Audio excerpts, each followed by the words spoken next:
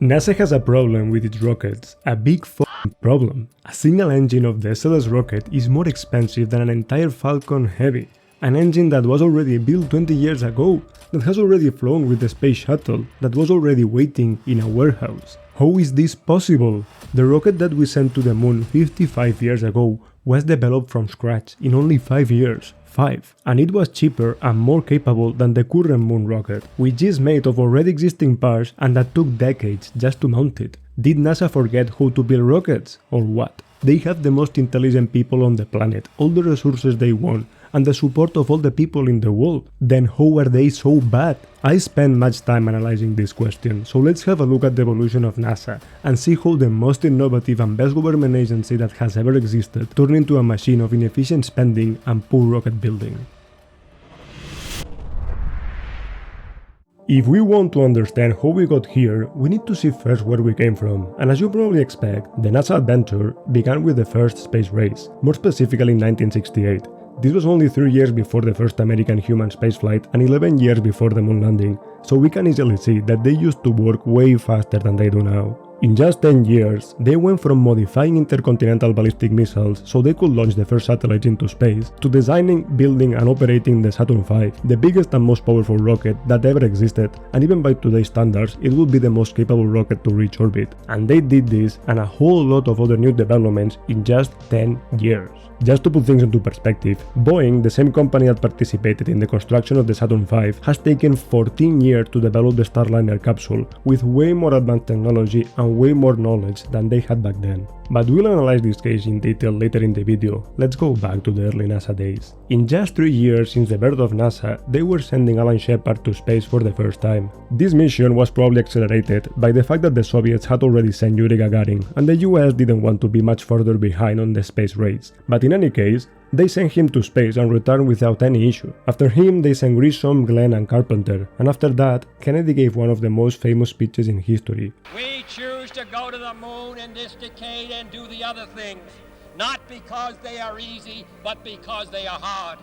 This was in 1962, 4 years after the creation of NASA, 1 year after the first American went into space, and without having neither the rocket, nor the capsule, nor the lunar module needed to do any of this, and they were confident to accomplish this goal in less than 8 years. Today, this would be impossible to conceive. They would spend the 8 years just to do some assessments and hire some consultant firm to say that this is not possible. Of course it is not possible when you are a bunch of parasites with comfortable positions and salaries that you will maintain whether you succeed or not. What still blows my mind is that NASA back then not only did more things than they do now, they did it with far less technological resources, with way less experienced people, and having to do everything for the first time. They didn't know how to do anything. They had to invent technology, protocols, materials. Every single thing that they did was a first.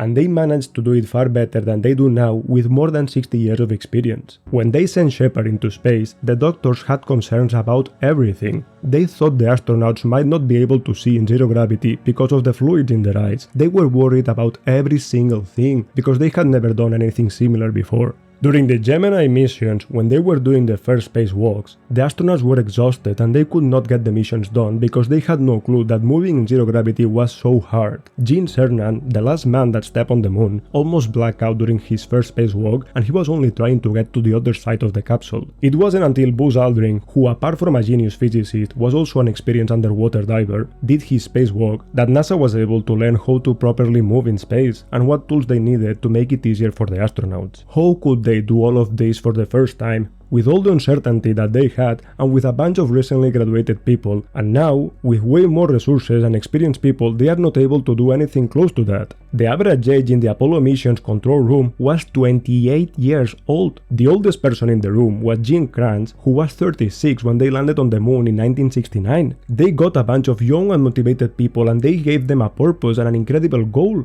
Now NASA is full of old people who are more worried about not being wrong than being right. They don't take risks and they have become complacent and too comfortable, to the point where the Chinese and even the Indians are starting to have much bigger ambitions than what is expected of the best space agency in the world. So how did we get to this point? How were we able to go from the best engineering teams that have ever existed to a bunch of complacent individuals that aren't able to do anything meaningful without crying for more funding to Congress? Well, it took a while.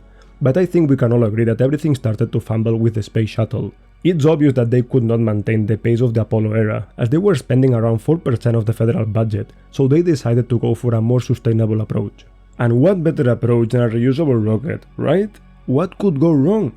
Everything went wrong. For starters, they designed an overcomplicated rocket that had to have humans on board in all missions, which was a dangerous idea, as they would find out years later. They started to build every part of the rocket in a different state so that the Congress and Senate would approve the huge builds, with the enormous cost that this implies. As it was always carrying humans, they could not iterate or change anything from the initial design, making it even harder to solve all the issues that appeared. And the only part that was supposed to work, the reusability, it didn't.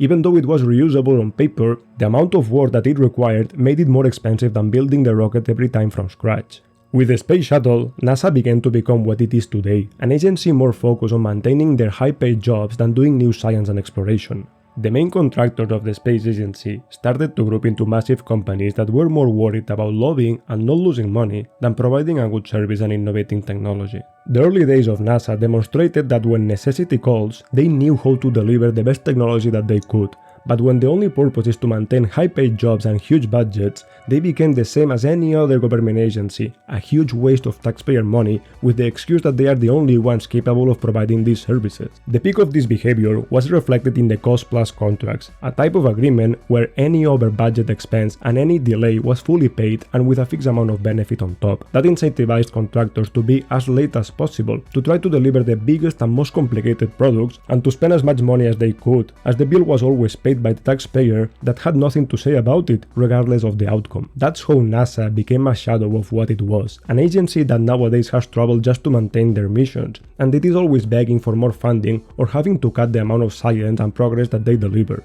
The hard-working people of the beginning of NASA created the good times, that are creating the weak people from now, as it happens in many other situations and places. The good news is that it seems that the hard times created by the weak people are starting to make room for the hard-working people again. The caveat is that this time they are not working at NASA or at the accommodated big contractors, they work at the countless new companies that are starting to flourish since SpaceX paved the way 20 years ago. The fixed-cost contracts, which started with the commercial cargo and crew projects, are starting to solve the incentive structure for both NASA and their contractors. These contracts do not cover all expenses and do not guarantee a fixed profit. Instead, they pay a fixed amount for the product and any over-budget expenses has to be assumed by the contractor. If it wasn't for this, apart from the many years of delays, we would be also paying all the extra costs of the Boeing Starliner capsule. So it's good news for both the taxpayer and NASA, who can instead focus on innovative missions rather than having to design rockets or capsules end-to-end. And that's the path that NASA should be following, the path of designing innovative missions, risky hardware, and audacious adventures that no one else can. And leave the rocket building and all these things to the countless companies that know how to do it and that will do it better. SpaceX has demonstrated what can be accomplished when you take risks and try to push the envelope of what is possible, in the same way as NASA did 60 years ago. So let's go back to this mindset and let's go back to being the best space agency and the best companies pushing the space frontier, instead of wasting money on lobbying while the rest of the world advances us. What do you think? Should NASA go back to the old days of pushing the envelope of what is possible, or should they keep the current incentives? Leave a comment with any interesting thoughts you may have, so that we can all learn from each other, and subscribe if you want more of these videos. As always, take care and learn more.